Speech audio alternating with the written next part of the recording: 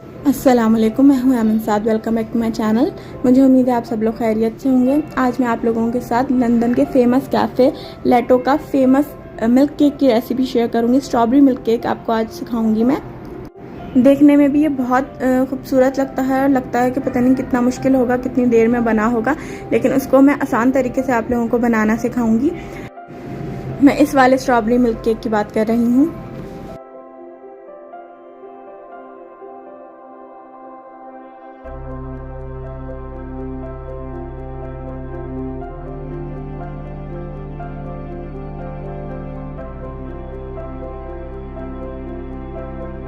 ये होगी हमारे बनाए हुए फाइनल केक की लुक इंशाल्लाह। और मैं आपको इसको सर्व करने का तरीका भी बताऊंगी कि किस तरह ये सर्व किया जाता है। आप ये वीडियो बिल्कुल आखिरी तक देखिएगा, कोई भी स्टेप स्किप मत कीजिएगा, वरना आपकी रेसिपी इस तरह से नहीं बन सकेगी। तो चलें रेसिपी की तरफ चलते हैं। जिसके लिए मैंने एक बाउल में 2 अंडे लिए हैं। रूम टेम्परेचर पे थे ये, फ्रिज के रखे हुए अंडे नहीं हैं, पहले ही मैंने बाहर निकाल दिए थे। और उसमें बारीक चीनी शामिल कर रही हूँ, तकरीबन 60 ग्राम। और उसको मैं बीट कर लूँगी 2 से 3 मिनट के लिए, या जब तक ये जो मिक्सचर है साइज़ में डबल हो जाए, मतलब फ्लफी हो जाएगा, ये फूल जाएगा। मीडियम स्पीड पर मैं इसको बीट कर रही हूँ।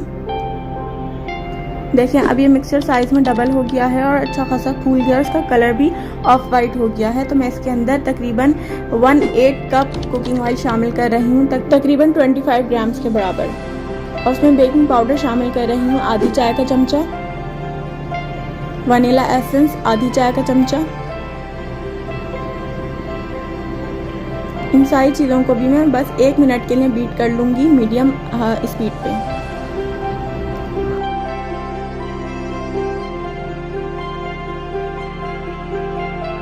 जब मिक्सचर अच्छी तरह बीट हो गया है तो इसके अंदर मैं अब मैदा शामिल कर रही हूँ, तकरीबन 60 ग्राम। और इसको हमने स्पैचुला से फोल्ड करना है। और अगर आप ज़्यादा क्वांटिटी में बना रहे हो और मैदा ज़ाहिर है फिर ज़्यादा होगा, तो आप आधा आधा करके डालिएगा। मेरा मिक्सचर भी थोड़ा था और मैदा भी थोड़ा था, तो मैंने मैदा छान के इसके अंदर शामिल कर दिया है और आहिस्ता आहिस्ता स्पून की मदद से इसको मिक्स कर दिया है। देख लीजिएगा कोई भी लम्स ना रहे उसमें। अब मैंने एक बेकिंग पैन लिया है, उस पर ऑयल लगा दिया था और उसके ऊपर बटर पेपर लगाया है और उसके ऊपर भी ऑयल मैंने स्प्रे कर दिया है। और जो मिक्सचर तैयार किया था वो भी मैं इसके अंदर शामिल कर दूंगी। आपका पैन इतना बड़ा होना चाहिए कि ये मिक्सचर सिर्फ आधा है उसमें आए, मतलब कि पैन आधा भरा हुआ हो, पूरा पैन ना भरा हुआ हो।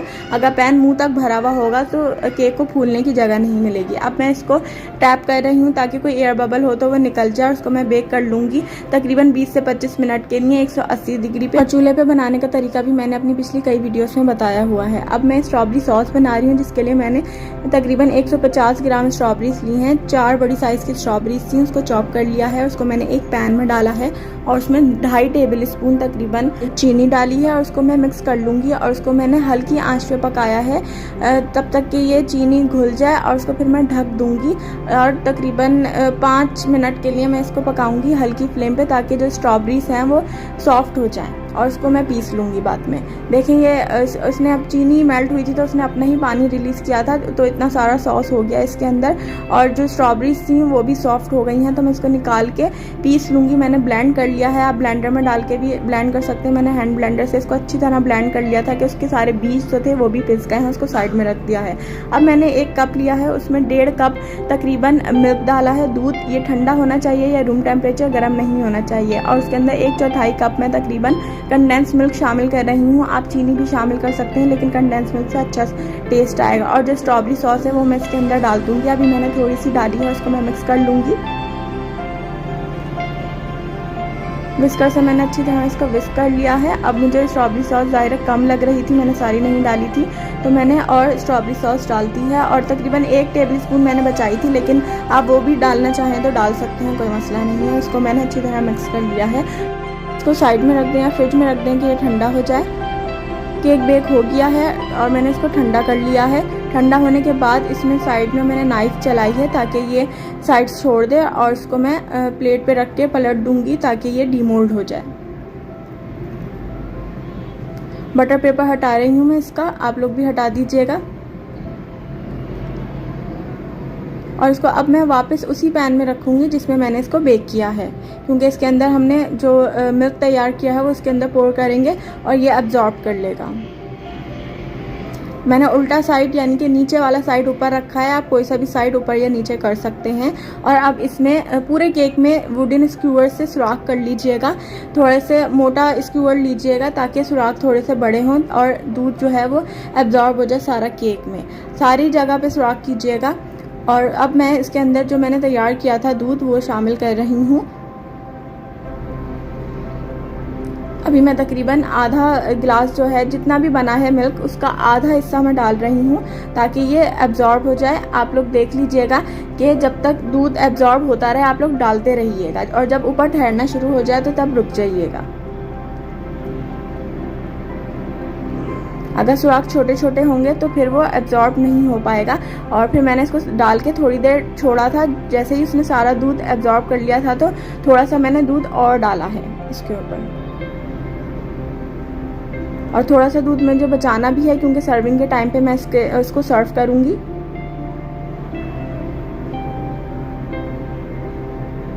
बस इस तरह से मैंने सारा डाल दिया है इसके ऊपर। और तकरीबन जितना भी बना था उसका 1/4 हिस्सा मैंने रोक लिया है सर्विंग के टाइम पे सर्व करने के लिए। और मैं इसको 4 घंटे के लिए तकरीबन फ्रिज में रख के ठंडा कर लूँगी। और निकालने से आधा घंटा पहले मैंने बस इसको फ्रीज़र में रख दिया था ताकि ये अच्छी तरीके से ठंडा हो जाए। और अब मैं इसकी फ्रॉस्टिंग तैयार कर रही हूँ जिसके लिए मैंने एक बाउल में बर्फ़ डाली है। उसके ऊपर कांच का बाउल रखा है। कांच के बाउल को भी मैंने फ्रीज़र में रख दिया था 15-20 मिनट के लिए ताकि ये भी अच्छी तरह ठंडा हो जाए क्योंकि मुझे क्रीम व्हिप करनी है। और व्हिपिंग क्रीम मैंने ली है तकरीबन 75 ग्राम के बराबर। 1/8 कप बनती है। 2 से 3 टेबल स्पून बस क्योंकि हमें छोटा केक फ्रॉस्ट करना है तो इस वजह से कम ली है। उसको थोड़ा सा बीट किया है और उसमें तकरीबन 3 खाने के चमचे पिसी हुई चीनी मैंने शामिल की है और इसको मैं बीट कर लूँगी। बस इतनी देर तक बीट करना है कि ये फ्लफ़ी हो जाए और सॉफ्ट पीक्स बनानी है, हार्ड पीक्स नहीं बनानी है। देख लें इस तरह से मैंने इसको बीट किया है। सब चीज़ें ठंडी होंगी तो आपकी जो क्रीम है वो अच्छी तरह बीट हो जाएगी। अब मैंने जो केक फ्रिज में रखा था ठंडा कर लिया था उसको अच्छी तरह से उसको मैंने निकाल लिया है बाहर। और उसको साइड में मैं नाइफ की मदद से इसको अलग कर लूँगी पैन से और उसको मैं एक प्लेट में निकाल लूँगी।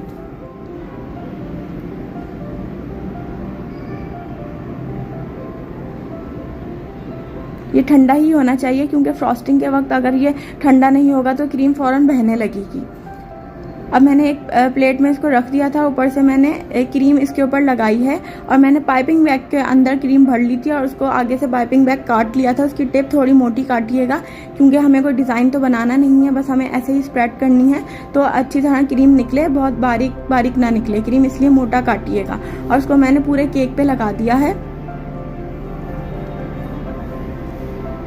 कोई मुश्किल फ्रॉस्टिंग नहीं कर रही हूँ मैं, सिंपल सी फ्रॉस्टिंग होती है इसके ऊपर। आप लोग किसी पैन में रख के, जिस पैन में आपने इसको ठंडा किया था उसी पैन में भी रख के इसके ऊपर क्रीम लगा सकते हैं। और मैंने तो सर्व करना था सही से तो इस वजह से मैं इसको प्रेजेंट अच्छी तरह कर रही हूँ, लेकिन आप जिस पैन में बना रहे हैं उसमें भी आप इसका सारा काम कर सकते हैं। और मैंने पैलेट नाइफ ली है, उसकी मदद से मैं क्रीम को स्प्रेड कर दूँगी, सेट कर लूँगी क्रीम को पैलेट नाइफ की मदद से। बस हल्की फुल्की सी फिनिशिंग देनी है आपने, प्रॉपर बहुत अच्छा सा इसको डेकोरेट करने की कोई ज़रूरत नहीं है। इसको कोई ख़ास डेकोरेशन इसके ऊपर होती नहीं है। अब मैंने स्ट्रॉबेरीज ली थी, बड़ी साइज़ की स्ट्रॉबेरीज थी मेरे पास, मैंने उसके 4 हिस्से किए थे और मैं उसको इस तरह से लगा रही हूँ। अगर आपकी स्ट्रॉबेरी गिर जाए या कोई भी ब्लेंडर हो जाए केक बनाते हुए तो परेशान होने की बात नहीं है, उस स्ट्रॉबेरी को वहीं सेट कर दें, कोई मसला नहीं है अगर स्ट्रॉबेरी के ऊपर क्रीम लग भी गई है तो। बस मैंने इस तरीके से मैंने स्ट्रॉबेरी सारी सेट कर दी हैं ऊपर। आप चाहें तो इसके जो लीव्स हैं वो भी हटा सकते हैं क्योंकि कैफ़े में ये लीव्स नहीं लगे हुए होते हैं, लेकिन मुझे अच्छे लग रहे थे इसलिए मैंने इसके ऊपर लगा दी हैं। और वो ब्लूबेरीज भी इसके ऊपर डालते हैं, अगर आप डालना चाहें तो डाल सकते हैं, लेकिन मैंने इसको थोड़ा बजट में रखने की कोशिश की है। अब मैं आपको इसका स्लाइस काट के दिखाती हूँ।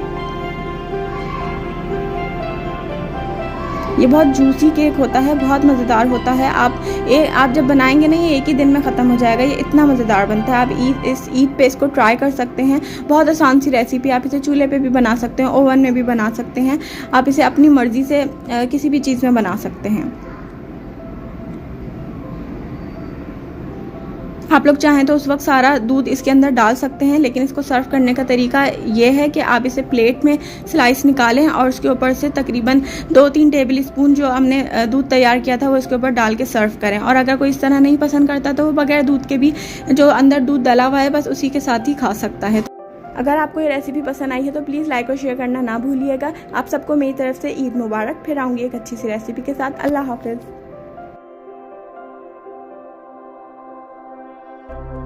अस्सलाम वालेकुम, मैं हूं Aman Saad. Welcome back to my channel. आज मैं आप लोगों के साथ 14 अगस्त स्पेशल पाइनएप्पल केक की रेसिपी शेयर करूंगी। आज मैं इसको देगची में बनाना सिखाऊंगी, मतलब चूल्हे पे किस तरह बना सकते हैं वो बताऊंगी, और इसकी क्रीम किस तरह आसानी से वेप हो सकती है। और अगर आपकी क्रीम की स्टिफ पीक्स नहीं बनती तो इस तरह बना के देखिएगा, इंशाल्लाह आपकी क्रीम बहुत अच्छी वेप होगी। सबसे पहले मैंने एक पैन लिया है बड़े साइज का, जिसमें स्टैंड और जो केक का सांचा है वो आराम से आ जाए। पुरानी देगची हो तो ज़्यादा बेहतर है। और उसको मैं मीडियम आँच पे 10 मिनट के लिए प्री हीट कर लूँगी। और जो इसके में सुराख है उसको भी मैं बंद कर दूंगी, टिश्यू से या लॉन्ग रख के इसको बंद कर दें। अब मैं केक का बैटर तैयार कर रही हूँ, जिसके लिए मैंने 2 अंडे लिए हैं जो रूम टेम्परेचर पे हैं, ठंडे नहीं हैं। उसको मैं बीट कर लूँगी बस चंद सेकंड के लिए। उसके बाद मैंने चीनी ली है तकरीबन 1/4 कप, ग्राम में मेजर करेंगे तो 50 ग्राम चीनी है ये। अब चीनी और अंडों को मैं इतनी देर तक बीट करूंगी कि मिक्सचर फ्लफी हो जाए, मतलब साइज में डबल हो जाए, फूल जाए और कलर भी इसका लाइट हो जाए इस तरह से। तकरीबन 4 से 5 मिनट लगे थे इसको इस तरह होने में। मीडियम स्पीड पे किया था मैंने। और इसके अंदर मैं 3 से 4 ड्रॉप्स वनीला एसेंस के डाल रही हूँ और दोबारा से बीटर चला रही हूँ बस 1 मिनट के लिए कि सारी चीज़ें मिक्स हो जाए। अब मैदा लिया है मैंने 5.5 खाने के चमचे, और मैदे को छान लीजिएगा। सारा मैंने इसके अंदर डाल दिया है और स्पैचुला की मदद से मैं इसको मिक्स कर रही हूँ। कट एंड फोल्ड के मेथड से इसको मिक्स कीजिएगा, मतलब कट एंड फोल्ड इस तरह से आप इसको मिक्स कीजिएगा ताकि इसके अंदर जो एयर बन गई है वो ना निकले। आपने नोट किया होगा कि मैंने इसके अंदर ना ऑयल डाला है, बेकिंग पाउडर, बेकिंग सोडा कुछ भी नहीं डाला है मैंने। लो बजट स्पंज है ये, आप किसी भी केक में स्पंज को यूज़ कर सकते हैं। अब मैंने एक पैन लिया है, बेकिंग पैन, जिसमें मैं केक को बेक करूँगी। उसमें थोड़ा सा ऑयल लगाया है मैंने और इसको मैं ब्रश की मदद से सब तरफ लगा लूँगी। इसकी साइड्स पे भी लगा लीजिएगा, बटर पेपर की ज़रूरत नहीं है अगर आप इस तरह से करेंगे तो। अब मैंने ऑयल लगाने के बाद इसके अंदर मैं थोड़ा सा मैदा डाल रही हूँ और उसको मैं सब तरफ फैला लूँगी। बस अंदाजे से ले लीजिएगा थोड़ा सा मैदा और इस तरह इसको फैला लीजिएगा सब तरफ, इसकी साइडों पे भी चला जाए। और अगर कोई एक्स्ट्रा मैदा हो बच जाए तो आप इसको झाड़ दीजिएगा वापस, मतलब डिस्कार्ड कर दीजिएगा। इस तरह भी आप पैन को ग्रीस कर सकते हैं तो आपको बटर पेपर की ज़रूरत नहीं पड़ेगी। अब जो मैंने बैटर तैयार करके रखा हुआ है केक का, वो मैं सारा इसके अंदर डाल रही हूँ। अगर आपको परफेक्ट रिजल्ट्स चाहिए तो मेजरिंग कप्स और मेजरिंग स्पून्स जो आते हैं उससे मेजर कीजिएगा सारी चीज़ों को। मैंने जो टेबल स्पून और कप्स जो आपको बताया वो मैंने मेजरिंग कप्स और मेजरिंग स्पून से नाप कर ही बताए हैं। अब थोड़ा सा टैप किया है मैंने इस सांचे को ताकि जो एयर बबल्स हैं वो निकल जाए। और अब जो देगची मैंने गर्म होने के लिए रखी थी उसको 10 मिनट हो गए हैं, अच्छी तरह गर्म हो गई है। तो अब एक पहले मैं स्टैंड रखूँगी, उसके ऊपर मैं केक का सांचा रख दूँगी और इसको तकरीबन 40 to 45 मिनट्स लगेंगे चूल्हे पे बेक होने के लिए। मीडियम टू लो फ्लेम रखना है आपने, दरमियानी से थोड़ी सी कम और बिल्कुल दम वाली से थोड़ी सी ज़्यादा आंच होनी चाहिए, उस पर परफेक्ट बेक हो जाएगा। लेकिन 30 मिनट्स बाद यानी कि 30 मिनट बाद आप देख लीजिएगा, हो सकता है जल्दी बेक हो जाए। और अगर ओवन में बेक करना चाहते हैं तो 180 डिग्री पे 15 to 20 मिनट्स के लिए बेक कर लीजिए। अब मैं दूध और कॉर्नफ्लोर का एक मिक्सचर बनाऊंगी जिसको आप विपिंग क्रीम में यूज़ करेंगे तो आपकी विपिंग क्रीम बहुत अच्छी विप होगी और स्टिफ पीक्स बनेंगे। जिसके लिए मैंने आधा कप दूध लिया है, गर्म ठंडा किसी तरह से भी ले सकते हैं। उसमें 2 खाने के चमचे मैंने कॉर्नफ्लोर डाल दिया है, उसको अच्छी तरह मिक्स कर दिया है। चूल्हा अब जलाया है मैंने, पहले जब मैं मिक्स कर रही थी तब मैंने चूल्हा नहीं जलाया हुआ था। अब जब मैंने चूल्हा जला दिया है तो हल्की आंच पे मैं इसको मिक्स करते हुए ही पकाऊंगी। आधे मिनट के लिए भी आपने विस्कर हटाना नहीं है, मतलब मुस्तकिल आप स्पून या विस्कर से मिक्स करते जाएं जब तक इस तरह ये गाढ़ा ना हो जाए। अगर आप छोड़ेंगे तो नीचे से लगने लगेगा, कॉर्नफ्लोर बहुत जल्दी लगता है। जब इस तरह गाढ़ा हो गया है तो मैंने चूल्हा बंद कर लिया है और स्पून चलाते हुए ही इसको ठंडा करना है, ऐसे ही नहीं छोड़िएगा वरना इसके ऊपर एक पापड़ी आ जाएगी जो विपिंग क्रीम में बहुत मसला करेगी। अब इसको मैंने एक बाउल में निकाल लिया है, उसके ऊपर क्लिंग रैप लगा के मैं अच्छी तरह रैप कर दूंगी। मतलब इस तरह रैप कीजिएगा कि प्लास्टिक इससे टच हो रही हो, कोई एयर बबल ना बन सके इसके अंदर। और इसको कम से कम 1 घंटे के लिए फ्रिज में रख दें, नीचे फ्रिज में रखना है। जब ये ठंडा हो जाएगा तो फिर बाकी काम करेंगे। और जो केक मैंने रखा था वो भी अच्छी तरह बेक हो गया। मैंने इसको स्टिक डाल के इसके अंदर चेक कर ली है, बहुत सॉफ्ट बना है, अभी बहुत गर्म है, लेकिन मैं स्टिक डाल के आपको दिखा रही हूँ। स्टिक इस तरह साफ आए तो समझ जाए केक बेक हो गया, लेकिन अगर गीली निकल रही है तो चंद मिनट के लिए दोबारा और बेक कर लें। तो अब ये इसको मैंने इसी स्टैंड पे रख के थोड़ा सा ठंडा कर लिया था। जब ये ठंडा हो गया है तो मैं साइडों से छुरी लगा के इसकी साइड से अलग कर रही हूँ और इसको डीमोल्ड कर लूँगी। देखें कितनी आसानी से बटर पेपर के बगैर ही निकल गया है। ज़रूरी नहीं है कि आप बटर पेपर का ही इस्तेमाल करें। अब इसको भी मैं थोड़ी देर के लिए रैप करके फ्रिज में रख दूंगी। देखें कितना सॉफ्ट बना है ये। आप इस स्पंज को किसी भी तरह के केक में यूज़ कर सकते हैं। और अब दूध और कॉर्नफ्लोर का जो मिक्सचर मैंने बना के फ्रिज में रखा था वो अच्छी तरह ठंडा हो गया है। तो अब मैंने उसको भी निकाल लिया है और पहले से ही मैंने एक बाउल को और जो ब्लेड से बीटर के उसको मैंने तकरीबन 20 मिनट के लिए फ्रीज़र में रख दिया था ताकि वो अच्छी तरह वो भी ठंडे हो जाए। और ये एक जेली की शक्ल ले ली है इस मिक्सचर ने। उसमें मैंने 2 खाने के चमचे पाउडर शुगर डाली है, यानी कि पिसी हुई चीनी, और 1 चाय का चमचा वनीला एसेंस डाल के मैं पहले इसको ऐसे ही मिक्स कर लूँगी। उसके बाद मैंने इसके अंदर बीटर चलाया है। बस 1-2 मिनट लगेंगे और ये इस तरह से स्मूथ कंसिस्टेंसी में आ जाएगा। उसके अंदर फिर मैं पहले से ठंडी की हुई 2 कप विपिंग क्रीम डाल रही हूँ। किसी अच्छे ब्रांड की विपिंग क्रीम यूज़ करेंगे तो रिजल्ट्स अच्छे आएंगे। जब आपको केक बनाना हो तो एक दिन पहले ही क्रीम को लाके, विपिंग क्रीम को लाके नीचे फ्रिज में रख दिया करें सारी रात के लिए। दूसरे दिन फिर इसको इस्तेमाल किया करें। इस्तेमाल करने से 10 मिनट पहले आप चाहें तो उसको फ्रीज़र में भी रख सकते हैं, लेकिन सिर्फ 10 मिनट के लिए, क्योंकि उसमें क्रिस्टल्स नहीं आने चाहिए। अब मैं इसको अच्छी तरह बीट कर रही हूँ। तकरीबन 4 से 5 मिनट लगेंगे और इसके स्टिफ पीक्स बन जाएंगे। मतलब स्टिफ पीक्स उसे कहते हैं कि आप ये बीटर निकालें तो ये क्रीम बहे नहीं, और आप बाउल को उल्टा भी करें तो इस तरह ये गिरे नहीं।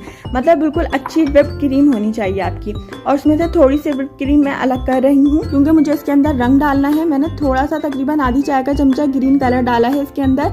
आप कोई भी कलर इस्तेमाल कर सकते हैं। मैंने पाउडर कलर का इस्तेमाल किया। आप जेल कलर या लिक्विड कलर भी यूज़ कर सकते हैं।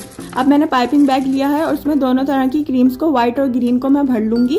और व्हिपिंग क्रीम को एक्स्ट्रा व्हिप नहीं करना होता। मतलब जब आप देखेंगे इसकी स्टिफ पीक्स बनने लगी हैं तो आप बीटर चलाना छोड़ दें। अगर हद से ज़्यादा बीटर चलाएंगे तो इसका बटर निकल जाएगा, मतलब वो फटी फटी सी हो जाएगी। और जो क्रीम बचे आप उसको इस तरह से रैप करके या किसी ढकने से कवर करके आप उसको फ्रिज में रख सकते हैं तकरीबन 5-6 दिन के लिए, लेकिन इससे ज़्यादा नहीं। जितनी कोशिश करें जितनी चाहिए उतनी ही व्हिप करें। और जो केक को मैंने फ्रिज में रखा था रैप करके, उसको भी मैंने निकाल लिया। वो अच्छी तरह ठंडा हो गया है।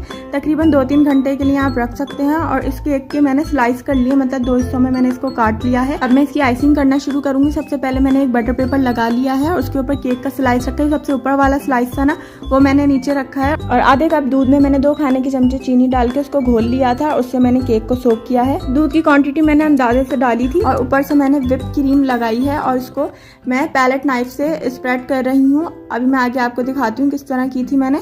टिन में जो पाइनएप्पल आता है उसके मैंने चंक्स इसके ऊपर डाले हैं। आपकी मर्जी है कितना डालना चाहते हैं। ऊपर से थोड़ी सी और मैंने व्हिप क्रीम लगाई है ताकि ऊपर वाला स्लाइस भी अच्छी तरह चिपक जाए इससे। और उसको भी मैं सोक कर रही हूँ दूध और चीनी वाले मिक्सचर से। अच्छी तरह सॉफ्ट हो जाए वो, तो उसके ऊपर आप इस तरह से व्हिप्ड क्रीम और डाल दीजिएगा। मैं पाइपिंग बैग का इस्तेमाल कर रही हूँ। आप ऐसे ही पैलेट नाइफ से भी लगा के इसको स्प्रेड कर सकते हैं। और साइड्स पहले क्रम कोट करते हैं, मतलब हल्का हल्का सा पहले क्रीम से उसको कवर करते हैं। उसके बाद ज़्यादा सारी क्रीम लगा के इस तरह से उसको कवर कर लें। जितनी क्रीम आप लगाना चाहते हैं आप उतनी क्रीम लगा सकते हैं, कम क्वान्टिटी भी कर सकते हैं। मुझे पूरे केक को ग्रीन कलर की क्रीम से कवर करना है, तो मुझे ज़्यादा डिटेलिंग में जाने की ज़रूरत नहीं थी, मतलब डिटेल फिनिशिंग की ज़रूरत नहीं थी। अब मैंने एक स्टिक से चांद और सितारा बना लिया ताकि मुझे पता रहे कि किस जगह पे मैंने व्हाइट पार्ट छोड़ना है। आप अपनी मर्जी से किसी भी डिज़ाइन का नोजल डाल के आप इसको पाइप कर सकते हैं, कोई भी डिज़ाइन बना सकते हैं। मैंने ये वाले डिज़ाइन का नोजल चूज़ किया था और इसको मैंने सब जगह पे इसी डिज़ाइन से कवर कर दिया है। और अगर आप गर्मियों में बना रहे हैं तो क्रीम बहुत ज़्यादा मेल्ट होने लगती है, तो कोशिश करें डबल पाइपिंग बैग का इस्तेमाल करें, क्योंकि हाथों की गर्मी से भी क्रीम मेल्ट होने लगती है। अब जो मैंने व्हाइट पार्ट छोड़ा है उस पर व्हाइट वाली क्रीम लगाई है और उसको स्टिक की मदद से चांद की शक्ल दे दी है। और अब मैंने एक और पाइपिंग बैग में व्हाइट वाली क्रीम डाली है, उसको पतला सा काटा है, मतलब बिल्कुल ज़रा सा काटा है, और उसकी मदद से मैंने स्टार बना लिया है। और जो बाकी व्हाइट पार्ट था चांद के अलावा उसको मैंने ग्रीन वाले फ्लावर से कवर कर दिया है। और साइड्स में भी मैंने इसी तरीके से बनाया है। आप कोई भी डिज़ाइन बना सकते हैं। तो ये थी केक की फाइनल लुक। मैं आपको इसे काट के भी दिखाती हूँ। बहुत मेहनत से मैंने वीडियो बनाई है और एडिटिंग भी इसकी बहुत मेहनत से हुई है, तो प्लीज़ इस वीडियो को लाइक और शेयर करना ना भूलिएगा। और अगर अभी तक आपने मेरा चैनल सब्सक्राइब नहीं किया तो प्लीज़ सब्सक्राइब भी कर लीजिए। आप मुझे इंस्टाग्राम पे भी फॉलो कर सकते हैं। मैंने इसको पाइनएप्पल फ्लेवर में बनाया है। आप इसमें मिक्स फ्रूट्स का जो टिन आता है वो भी डाल सकते हैं। आपको ये वीडियो कैसी लगी मुझे कॉमेंट सेक्शन में ज़रूर बताइएगा। और अगर कोई सवाल हो तो आप मुझसे कॉमेंट सेक्शन में पूछ सकते हैं। फिर आऊँगी अच्छी सी रेसिपी के साथ। अल्लाह हाफिज़।